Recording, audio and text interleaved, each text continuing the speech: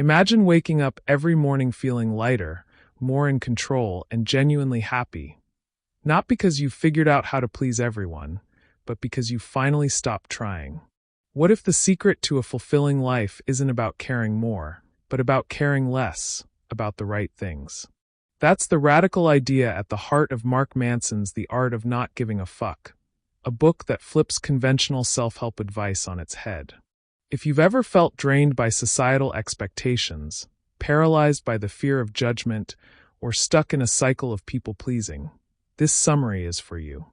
By the end of the next 10 minutes, you'll understand why giving fewer fucks isn't just liberating. It's essential for a life well lived. We live in a world that bombards us with messages about what we should want: more money, more followers, more achievements. Social media amplifies this, turning every scroll into a highlight reel of comparison. But here's the truth: chasing external validation is a losing game. Mark Manson argues that the key to happiness isn't about accumulating more. It's about intentionally choosing what deserves your attention and energy. This isn't about apathy or laziness, it's about clarity. It's about recognizing that your time, emotions, and mental space are limited, and wasting them on things that don't align with your values is a recipe for misery. Think about the last time you said yes when you wanted to say no. Maybe it was agreeing to take on extra work to avoid disappointing your boss, or staying in a toxic relationship because you feared being alone. These small compromises add up, leaving us feeling resentful, exhausted, and disconnected from our true selves. Manson's core insight is that most of our stress comes from giving too many fucks about things that don't actually matter. For example, imagine you're at a party and you spill a drink on yourself. Your mind races. Does everyone think I'm a mess? But the reality? No one cares, or if they do, they'll forget in 5 minutes. Yet, we torture ourselves over these trivial moments while neglecting the things that truly shape our lives, like our relationships, passions, and personal growth. The profound philosophy behind the subtle art of not giving a fuck. At first glance, Mark Manson's The Subtle Art of Not Giving a Fuck might appear to be just another entry in the crowded field of self-help literature, advocating for a carefree approach to life. However, beneath its provocative title lies a deeply nuanced philosophy that challenges conventional wisdom about happiness, success, and personal growth. Manson doesn't simply tell readers to stop caring. Instead, he presents a sophisticated framework for determining what truly deserves our limited time, energy, and emotional investment. This philosophy emerges from a recognition that modern life bombards us with endless demands on our attention. From social media's highlight reels to workplace politics to societal expectations about what constitutes a good life. The book's central insight is that we cannot possibly care about everything without spreading ourselves too thin. So we must become selective about where we direct our fucks. This isn't about apathy, but about intentionality, a radical reorientation of priorities that can lead to greater fulfillment. The foundation of Manson's approach rests on the counterintuitive idea that happiness comes not from avoiding problems, but from embracing the right ones.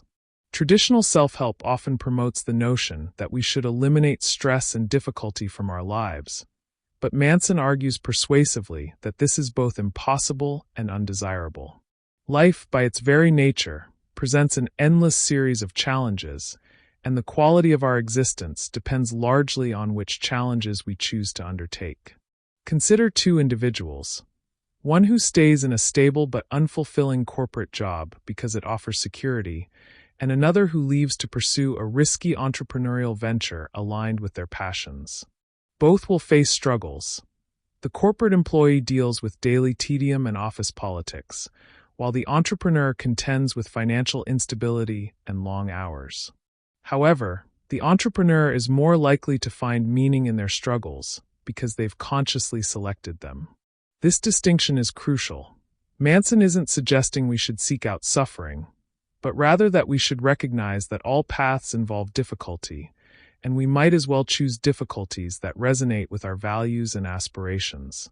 This principle extends beyond career choices into every domain of life. Relationships, for instance, inevitably involve conflict and compromise. The key is not to avoid these challenges altogether, but to ensure we're investing in relationships where the inevitable struggles feel worthwhile. A marriage built on mutual growth will have its share of arguments and difficult conversations, but these are preferable to the quiet desperation of a conflict-free but passionless union. Similarly, personal growth requires us to step outside our comfort zones and face the discomfort of learning new skills or confronting our flaws. Manson's philosophy helps explain why some people thrive under pressure while others crumble. The difference lies in whether they perceive their struggles as meaningful. When we reframe difficulties not as obstacles to happiness, but as the very substance of a fulfilling life, we gain a powerful tool for navigating existence with greater resilience and purpose. Another pillar of Manson's philosophy is the liberating recognition that we are all fundamentally wrong about many things, and that this is not just acceptable but necessary for growth. In a culture that often equates being wrong with weakness, this idea can feel revolutionary. From an early age, we're taught to present ourselves as confident and knowledgeable, to hide our uncertainties and mistakes. This creates what psychologists call the illusion of competence. We pretend to know more than we do, closing ourselves off from opportunities to learn. Manson challenges this mindset by pointing out that certainty is often the enemy of progress. The most successful people in any field aren't those who believe they have all the answers, but those who remain open to being proven wrong. Consider the difference between two managers, one who dismisses all criticism as ignorance, and another who actively solicits feedback from their team. The latter will inevitably make better decisions and foster a more innovative work environment because they recognize their own blind spots. This principle has profound implications for personal development. When we accept that our current understanding of the world is incomplete and often flawed, we become more curious, more willing to experiment, and more resilient in the face of failure. A student who believes they're bad at math might avoid challenging problems to protect their self-image, thereby ensuring they never improve. But if they can embrace the idea that being wrong is simply part of the learning process, they open themselves to genuine growth. This mindset shift is particularly valuable in our rapidly changing world, where the ability to unlearn outdated information and adapt to new realities has become increasingly important. Manson's insight here echoes the scientific method at its best.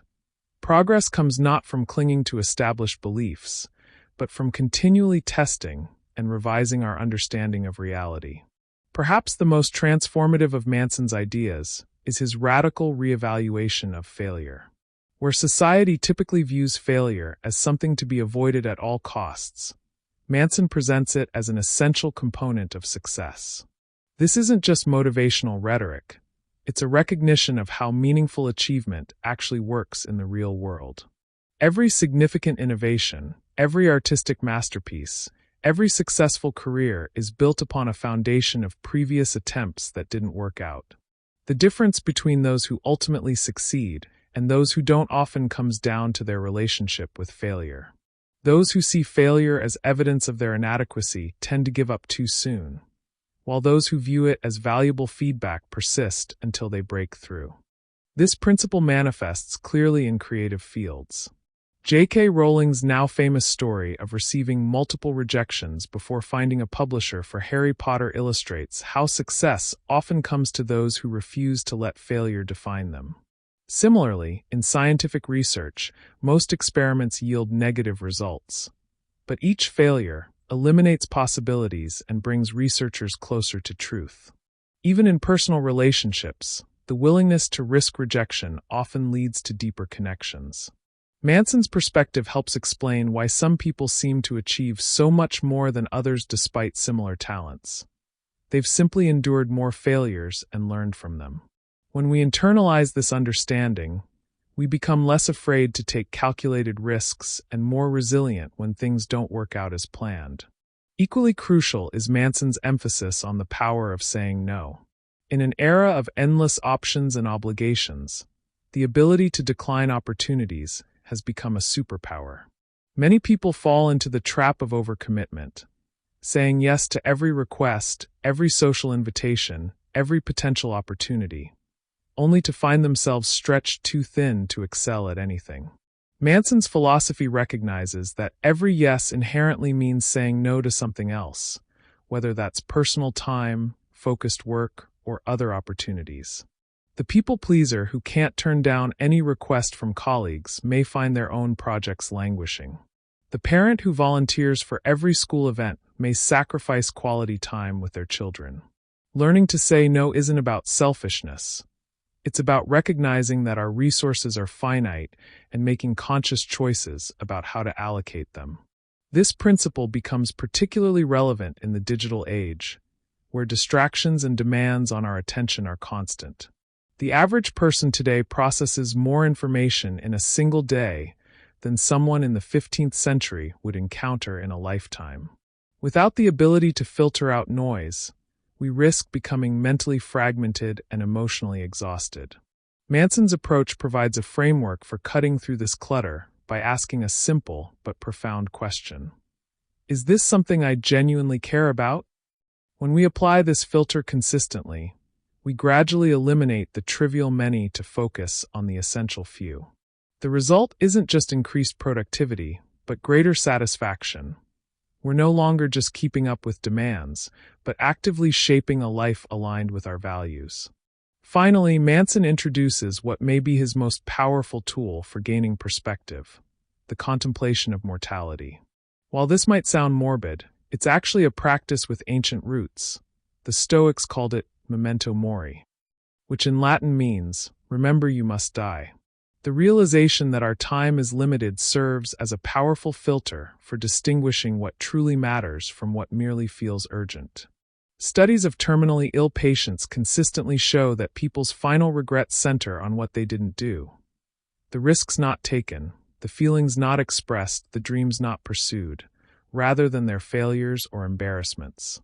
When we regularly remind ourselves of life's finitude, many daily worries and conflicts shrink in importance. A disagreement that seemed monumental in the moment becomes trivial when viewed against the backdrop of a limited lifespan. This perspective doesn't lead to nihilism, but rather to greater clarity about how we want to spend our precious time. It helps explain why some people can let go of grudges more easily, why others find the courage to pursue long-delayed dreams, and why still others prioritize relationships over accumulating possessions. Mortality awareness acts as a kind of emotional decluttering tool, helping us eliminate the trivial many to focus on the essential few. In a world full of distractions and false emergencies, this may be the most valuable gift Manson's philosophy offers: the ability to distinguish between what's truly important and what merely seems that way in the moment. Taken together, these principles form a comprehensive philosophy for modern living. They don't promise eternal happiness or effortless success. In fact, they acknowledge that struggle and discomfort are inevitable parts of any meaningful life. But they provide something more valuable: a framework for making conscious choices about where to direct our limited time and energy. By choosing our struggles wisely, embracing our fallibility, learning from failure, setting boundaries, and remembering our mortality, we can navigate life's complexities with greater intention and resilience. The result isn't a life free of problems, but one filled with purpose. A life where our cares are carefully chosen rather than unconsciously accumulated. In an age of overwhelming options and constant demands, this may be the most profound form of freedom available to us. Manson's ultimate message isn't that we should care less about everything, but that we should care more deeply about the right things. This distinction makes all the difference between a life of scattered distraction and one of focused fulfillment. When we apply these principles consistently, we stop being passive recipients of whatever demands come our way and become active architects of our own existence. We learn to distinguish between the noise and the music in life's symphony, and to turn up the volume on what truly resonates. In this way, the subtle art of not giving a fuck offers not just a collection of insights, but a practical guide to living with greater authenticity, purpose, and peace in an increasingly chaotic world. To recap, The art of not giving a fuck isn't about indifference. It's about intentionality. It's about recognizing that every time you say yes to something unimportant, you're saying no to something that could bring you joy. It's about accepting that failure and discomfort are part of growth, and that the opinions of others lose their power when you're clear on your own values. Most of all, it's a reminder that you have a finite number of fucks to give in this life. Why waste them on things that won't matter in the long run? Thank you for listening. And now it's your turn. What's one thing you're ready to stop giving a fuck about? Share it in the comments below. Let's inspire each other to live more boldly. And if you found this summary helpful, don't forget to subscribe to Books in 10 Minutes for more game-changing insights. Hit that notification bell so you never miss a video, and remember, life's too short to spend it caring about the wrong things. See you next time.